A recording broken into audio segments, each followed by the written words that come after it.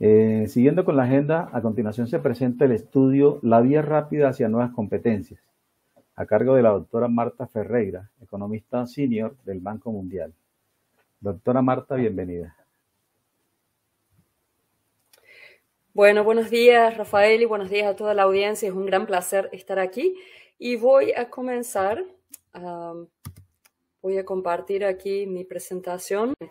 Bueno, es un placer estar aquí compartiendo con ustedes este nuevo estudio del Banco Mundial, La vía rápida hacia nuevas competencias, programas cortos de educación superior en América Latina y el Caribe. Y este es trabajo conjunto con mis colegas del Banco Mundial, Lelis Dinarte y Marina Bassi, y con el profesor Sergio Ursúa de la Universidad de Maryland. Entonces, antes de comenzar, ¿qué son los programas cortos de educación superior? La educación superior en nuestra región comprende dos tipos de programas. Por un lado, los programas universitarios, que duran entre 4 y 6 años, y por otro lado, los programas cortos, que duran 2 o 3 años, y que se conocen con en primer lugar, estos son los programas de ciclo corto. En la nomenclatura de UNESCO es la clasificación CINE 5, y en la región se conocen con distintos nombres. En algunos países son los programas técnicos, tecnológicos, carreras terciarias, carreras cortas. En Brasil se conocen como los cursos tecnólogos. Entonces, para ser muy clara, estos son programas de educación superior, duran 2 o 3 años, no duran 2 o 3 semanas, ni 2 o 3 meses, 2 o 3 años, y son programas que ya existen en la región. Para facilitar temas de nombres, yo los voy a llamar programas cortos a lo largo de la presentación. ¿En qué consisten estos programas cortos? Son programas más prácticos, menos teóricos que los programas universitarios, eminentemente orientados al mercado laboral, pueden dar continuidad hacia un programa universitario y de acuerdo con el país están ofrecidos por universidades y o otras instituciones, generalmente de educación superior. Estos programas son una gran promesa para la región. Y lo son porque forman capital humano calificado rápidamente y lo hacen en toda una serie de áreas que están en alta demanda en este momento: programación, diseño de aplicaciones, nanotecnología, automatización industrial. Son atractivos para muchos estudiantes que quizás no tengan el interés en un programa universitario, o el tiempo, los recursos económicos, la preparación académica, o estudiantes que están buscando nuevas competencias, incluso después de haber completado un programa universitario. También son atractivos para muchos empleadores. Encuestas del Banco Mundial nos dicen que encontrar empleados calificados es un problema serio para el 24% de empleadores en el mundo y para el 32% de los empleadores en América Latina y el Caribe. Nuestra región es la que más problemas tiene para encontrar empleados calificados. Y esto claramente nos habla de un desencuentro entre el sistema educativo y el sistema productivo. Ahora, todo esto que ya era cierto, todas estas bondades de los programas cortos, que ya eran cierto antes de la pandemia, son aún más ciertas en el contexto actual. Ya sabemos que nuestra región es la que ha sido económicamente más golpeada por la pandemia, pero además de este shock económico, la pandemia ha acelerado cambios estructurales que ya existían, que ya estaban en curso antes. Y como consecuencia de esos cambios, el creciente uso de automatización, plataformas electrónicas, habilidades analíticas, hay ahora una mayor demanda por competencias técnicas. Y para recuperar el empleo que ha sufrido tanto en nuestra región, necesitamos ahora proveer esas competencias técnicas, hacer el upskilling y el reskilling que la región necesita. Además, esto es un momento de serias restricciones fiscales. Los gobiernos no tienen recursos adicionales y, sin embargo, tienen que ocuparse de que estas nuevas competencias existan o sean desarrolladas en la población. Entonces, en este contexto, los programas cortos podrían ser una respuesta rápida, eficiente, inclusiva. Sin embargo, tienen un estigma en la región y yo voy a volver sobre este tema durante la presentación. ¿Qué nos dicen los datos? En primer lugar, en nuestra región hemos tenido una gran expansión de la educación superior en el nuevo milenio. Y aquí vamos a mirar tasas brutas de matrícula en educación superior que aproximadamente miden el porcentaje de personas entre 18 y 24 años que están matriculadas en educación superior, y lo hacemos para las distintas regiones del mundo en el 2000, el 2017, y vemos que la educación superior se ha expandido en todo el mundo, pero en nuestra región el crecimiento ha sido muy grande, muy rápido para estándares internacionales, y estas claramente son buenas noticias desde el punto de vista del acceso. Sin embargo, hay relativamente pocos estudiantes en programas cortos. Y ahora vamos a mirar del universo de estudiantes matriculados en educación superior, qué porcentaje está en programas cortos, otra vez para las distintas regiones del mundo, para el 2000 y el 2017. Y en nuestra región, este porcentaje ya irá bajo y es menor aún en este momento. Es solamente del 9%, que claramente es muy bajo respecto a las otras regiones del mundo. Es decir, esta gran expansión en educación superior ha estado sesgada a favor de los programas universitarios y en contra de los programas cortos. Los programas cortos atraen a estudiantes más desfavorecidos y menos tradicionales que los programas universitarios y por eso son un gran vehículo de inclusión. Inclusión en la educación superior, pero inclusión también en la vida económica y social después de la educación. Entonces, cuando nosotros comparamos a estudiantes de estos dos tipos de programas, vemos que los programas cortos tienden a atraer a estudiantes que son un poco mayores, una mayor proporción de mujeres, una menor proporción de estudiantes en centros urbanos, una mayor proporción de estudiantes casados con cargas de familias o que trabajan mientras estudian y que provienen de familias con ingresos medios y bajos. Y sin embargo, a pesar de esta desventaja, hay mayores tasas de graduación en los programas cortos que en los programas universitarios. Entonces, aquí estamos mirando tasas de graduación para los programas universitarios y los programas cortos en los países de la región en promedio, y vemos que en la mayoría de estos países los programas cortos tienen tasas de graduación más altas que los programas universitarios. Es decir, que desde un punto de vista académico vemos algo alentador en estos programas. Además, laboralmente, es mejor graduarse de un programa corto que empezar y abandonar un programa universitario. Y aquí vamos a mirar resultados laborales promedio por logro educativo, comenzando con la tasa de desempleo. Entonces vamos a comparar resultados para estudiantes de secundaria, programas cortos incompletos, completos, universidad incompleta, universidad completa. Y vemos que los graduados de los programas cortos tienen tasas de desempleo más bajas que los que solamente acabaron la secundaria y además tasas de desempleo más bajas que aquellos que empezaron y abandonaron un estudio universitario.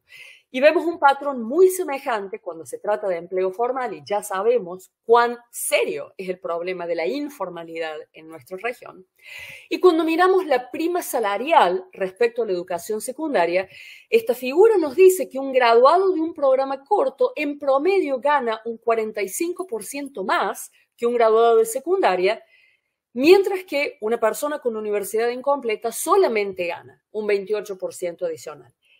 Estos resultados son muy importantes porque este tipo de estudiante que empieza y abandona un programa universitario, estos estudiantes constituyen prácticamente la mitad de todos los estudiantes de la educación superior en nuestra región. Entonces, seguramente debe ser el caso que al menos para algunos de esos estudiantes, un programa corto ha de ser una mejor opción que un programa universitario. Ahora, habiendo dicho esto, también es importante aclarar que no todos los programas cortos o universitarios producen los mismos resultados. Entonces, aquí vamos a mirar retornos netos totales en Chile. Es decir, para cada programa corto o universitario que se ofrece en Chile, nosotros calculamos el porcentaje adicional de ingresos a lo largo de toda la vida que una persona, que un graduado de ese programa gana respecto a solamente haber acabado la escuela secundaria, descontando el costo de obtener esa titulación. Entonces, yo voy a mostrar resultados aquí clasificados por área del conocimiento. Y lo primero que vemos es que en promedio, para los programas cortos, hay algunas áreas del conocimiento que pagan más que otras. Y esto realmente refleja condiciones del mercado de trabajo, en términos de demanda y oferta para los graduados en estas áreas del conocimiento. Es decir, variedad entre las áreas del conocimiento, pero además variedad al interior de las áreas de conocimiento en términos de retornos a los programas cortos. Ahora, esto es exactamente igual para los programas universitarios, al punto de que un programa corto promedio en ingeniería y tecnología tiene retornos más altos que la mayoría de los programas universitarios en ciencias sociales o en artes o en ciencia o en educación o en humanidades. Es decir, la variación en los retornos a la educación superior es enorme. Y para un estudiante que no conoce esta información, elegir un programa de educación superior es una fuente de riesgo extraordinaria. Y esto nos habla de la necesidad de información a nivel de programa. Y yo voy a volver sobre ese tema después. Los programas cortos tienen una oferta dinámica. Aquí vamos a mirar datos sobre programas cortos y universitarios en Colombia, comenzando con el promedio de vida del programa, es decir, cuántos años transcurren en promedio desde que un programa comienza a ofrecerse hasta que se cierra. Y vemos que en promedio transcurren unos 7 años en el caso de un programa corto, pero prácticamente el doble en el caso de un programa universitario. En un año dado, el 21% de los programas cortos son nuevos, se abren en ese año, mucho más que los programas universitarios, y en un año dado, alrededor de un 18% de los programas cortos se cierran, mucho más que los programas universitarios. Es decir, que los movimientos en el mercado de programas cortos son mucho más frecuentes que los movimientos de los programas universitarios. ¿Por qué? Porque los programas cortos responden más rápidamente a las necesidades del mercado local. Entonces, si este año en Cali, Colombia, aumenta la demanda por profesionales en nanotecnología, es más probable que se abran programas cortos en respuesta a esa demanda que programas universitarios. Y esto es fundamental. Fundamental en este momento en el cual los ciclos tecnológicos son tan rápidos, pero además en este momento en el cual la pandemia ha cambiado drásticamente las necesidades del mercado laboral. Entonces, como vemos, solamente algunos programas cortos son buenos. Y la pregunta es, ¿qué elementos hacen que estos programas sean buenos? Y bueno significa que el programa da buenos resultados académicos, pero sobre todo laborales, a sus estudiantes, más allá de si los estudiantes están muy bien preparados o muy poco preparados para la educación superior. Y es muy difícil responder a esta pregunta porque en general no sabemos los resultados a nivel de programa, ni sabemos tampoco qué prácticas tienen estos programas. ¿Se relacionan con las empresas? ¿Tienen pasantías? ¿Qué tipo de pasantías? Entonces, para superar estos escollos de conocimiento, nosotros diseñamos y ejecutamos una encuesta única, la encuesta de programas de ciclo corto del Banco Mundial. Entrevistamos a más de 2.000 directores de programas cortos en la región, cubrimos una gran cantidad de temas, estudiantes, clases online, costo, financiamiento, regulación, conexiones con la industria y además los directores reportaron los resultados académicos promedio de los estudiantes y los resultados laborales. Y esta encuesta, pese a que tuvo lugar durante la pandemia, tuvo una tasa de respuesta muy alta, del 70%. Algo que nosotros aprendimos con esta encuesta es que los costos de los programas varían, pero a veces son altos. Entonces aquí vamos a mirar el costo de la matrícula anual promedio, que son relativamente bajos en Ecuador, en República Dominicana, pero altos en Perú y en Brasil, que son países donde la mayoría de la provisión es privada. Y si nosotros medimos estos costos en términos de salarios mínimos anualizados, esta figura nos dice que, por ejemplo, un estudiante de programa corto en Perú que gana el salario mínimo mensual, al cabo de un año gasta prácticamente el 60% de sus ingresos para pagar esa matrícula. Y lo mismo en Brasil. Y como decía Francés, en estos países los estudiantes básicamente están pagando por estos programas de su propio bolsillo. Eso es particularmente cierto en el caso de los programas cortos. Y por lo que no nos tendría que sorprender es que la razón principal por la cual estos estudiantes abandonan sus estudios son las dificultades financieras. Algo muy interesante de estos programas y lo que quizás los haga más diferentes de los programas universitarios es que se relacionan con el sector privado. Entonces, nosotros aprendimos que el 90% de estos programas tiene algún tipo de acuerdo de pasantías con las empresas. Las empresas colaboran muchas veces con el programa en el diseño del plan de estudio, en la evaluación de los estudiantes, o le prestan equipamiento a la institución o ayudan a formar a los docentes. Además, el programa recoge datos de cómo les va a sus graduados en el mercado de trabajo, consulta con las empresas locales para averiguar qué necesitan ellas y luego va y les dice, ¿te acuerdas de los graduados que te envié el año pasado? ¿Tú estás contento con ellos? Además, se involucran en la búsqueda de trabajo de los estudiantes. Un 80% de los programas le da a los estudiantes información sobre el mercado de trabajo, las oportunidades laborales, los prepara para las entrevistas de trabajo. Muchas veces organiza esas entrevistas o gestiona en un centro de empleo, una oficina especial en el campus al cual los potenciales empleadores vienen, conocen a los estudiantes, hay conversaciones y demás. Entonces, con toda esta información sobre resultados y prácticas de los programas, los que ellos hacen, nosotros pudimos contestar la pregunta de qué hacen los programas buenos, los que tienen mejores resultados. Y lo que vimos es que los estudiantes tienen más chances de conseguir empleo formal y consiguen mejores salarios cuando han ido a programas que tienen conexiones con la industria, como lo describía antes, que ayudan a los estudiantes en la búsqueda de empleo, que tienen infraestructura adecuada para el entrenamiento práctico, que dan nivelación académica durante el programa. Estos estudiantes llegan al programa corto con tremendas deficiencias académicas y hay que nivelarlos y apoyarlos. Pero si tú lo haces antes del programa, los estudiantes se aburren, se desalientan y se van. Entonces es muy importante hacerlo durante el programa, que enseñan competencias numéricas y que dan a veces continuidad hacia un programa universitario y que contratan a profesores que tienen experiencia práctica en la industria. Es decir, los programas buenos no dejan el éxito librado al azar, sino que aplican prácticas muy deliberadas, muy intencionadas para obtener esos resultados.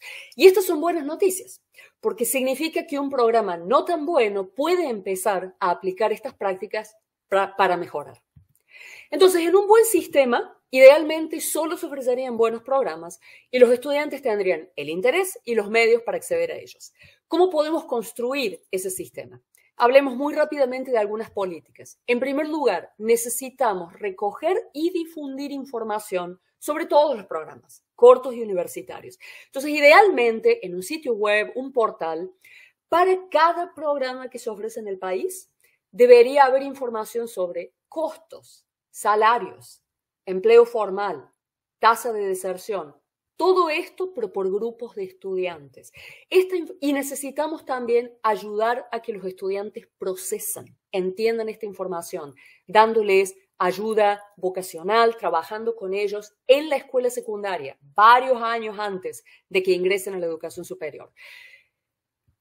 Esta información, por supuesto, además es muy importante para quien tiene que regular este sistema, porque necesitamos supervisar y regular programas e instituciones. Y necesitamos definir estándares basados en resultados laborales de los estudiantes. Es muy importante mirar insumos y procesos en la educación superior, pero sobre todo en el caso de estos programas necesitamos mirar resultados laborales de los estudiantes. Y no necesitamos estándares difíciles. Por ejemplo, podemos pedir que cada programa tenga retornos, salarios y empleabilidad tal que el estudiante no pierda dinero haciendo ese programa o que si toma un préstamo que lo pueda devolver. Estos son realmente estándares mínimos. Pero necesitamos aplicar estos estándares mínimos vigorosamente, impidiendo la existencia de programas que ni siquiera cumplen estos estándares mínimos. Necesitamos facilitar trayectorias educativas pensando en un programa como una colección de módulos y dando a los estudiantes credenciales por cada módulo completado para que eventualmente el estudiante pueda ir, si quiere, hacia un programa universitario a lo largo del tiempo.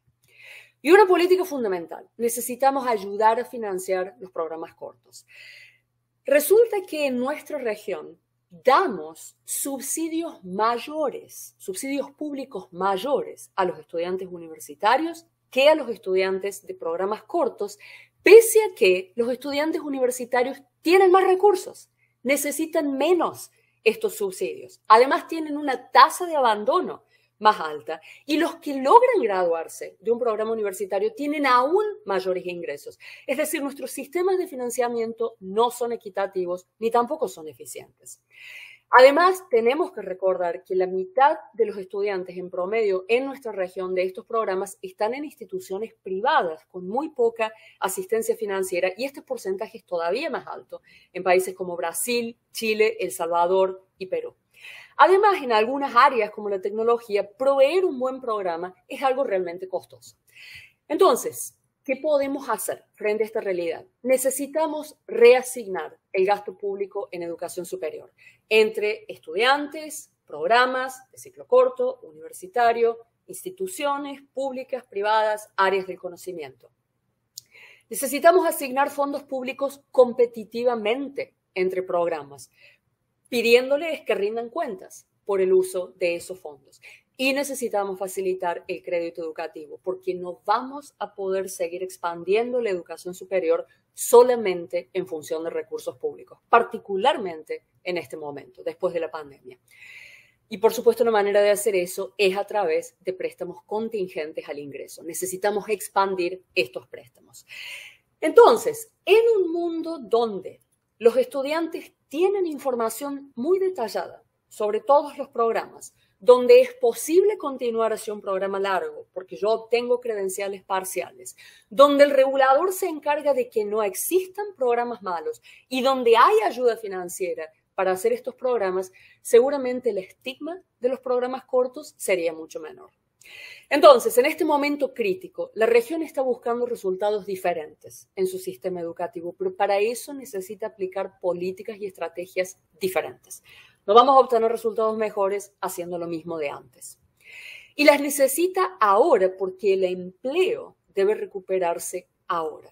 Entonces, ahora es el momento de los programas cortos. Si no es ahora, ¿cuándo? Muchas gracias.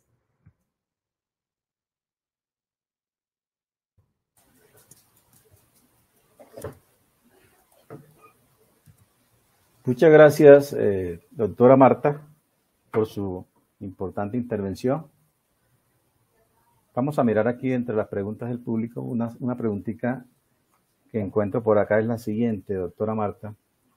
Precisamente el tema de la estigma hacia los programas cortos ha sido uno de los aspectos que generalmente se cuestiona, precisamente porque se dice que están muy orientados hacia el tema laboral, hacia la formación técnica, y deja muy, digamos, un poco de lado la parte humanística. ¿Qué nos puede decir frente a esta apreciación, que es una de las hipótesis que a veces se maneja para cuestionar un poco esta modalidad? Yo creo que lo importante es que la educación superior provea una variedad de opciones para que cada estudiante encuentre la mejor. Entonces, si yo pienso que lo mejor para mí, que la opción donde tengo una mayor chance de éxito es un programa corto, porque en realidad yo quiero ir al mercado laboral o yo necesito ir al mercado laboral pronto, entonces el programa corto es la opción adecuada. Es cierto que en 2 años o en 3 años es imposible formar una persona en todas las áreas del conocimiento. Entonces, si bien es cierto que los programas técnicos y tecnológicos tienen un componente de educación general, que incluye las materias humanísticas o las materias de contenidos generales y cívicos, también es cierto que quizás no puedan ahondar demasiado en esto. Y allí lo que es importante es la modularidad. Es decir, que al finalizar este programa, el estudiante siquiera pueda transferirse fácilmente a otro programa después. Es decir, pensar en el ciclo corto no como lo último que yo hago en la educación superior, sino lo que hago en este momento. Y si yo quiero en otro momento, continuaré después para complementar mi formación humanística. Muchas gracias, doctora. No tenemos más preguntas hasta el momento y agradecemos entonces a la doctora Marta Ferreira por su valiosa intervención.